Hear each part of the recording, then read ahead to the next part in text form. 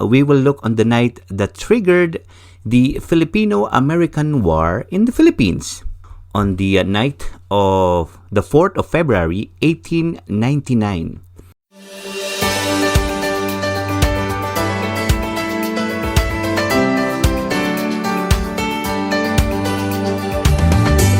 It's time for the Parkland Filipino Hour with your host, Kuya Jobert Del Rosario. The Parkland Filipino Hour is aired every first Sunday of the month over the Rock 98.5 radio station in Yorkton, Saskatchewan. Here again is your host, Kuya Jobert Del Rosario. It was around 8 in the evening on the night of the 4th of February, 1899. American soldier Private William Walter Grayson, together with two other members of his patrol, entered Barrio Santol in Sampaloc, Manila, to find out whether there were Filipino soldiers in the vicinity. Upon seeing the Filipino soldiers in the Santa Mesa area, the American sentry shouted, "Halt!" When the Filipinos continued their way, the Americans started firing and eventually killed one of the Filipino soldiers. Along the street, which is now known as Sosiego Street in Santa Mesa, Manila. This event triggered more firing between the two sides, and so the Filipino-American War began. According to Spanish Professor J.A. Rañez in his biographical sketch of Vibora, it was Filipino General Artemio Ricarte who led the Filipino troops who were around Manila at that time. Top trade gunfight against the Americans ensued, and although the Filipino forces were at a disadvantage, having no sufficient arms to fight the American troops, still, it took the Americans almost 3 years to conquer the Filipinos.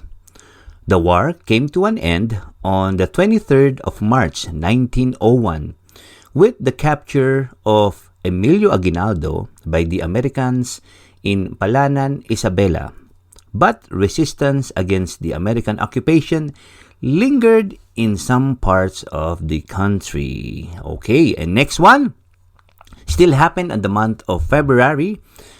If the Americans were in conflict with the Filipinos in 1899, after 46 years, that is in 1945, we see the Americans as ally of the Filipinos in helping to liberate the Philippines from the Japanese forces. This happened on the 3rd of February 1945 when American forces helped liberated nearly 4,000 prisoners of war in the University of Santo Tomas internment camp in Manila, which signaled the full American control and victory over the Japanese invaders in the Philippines.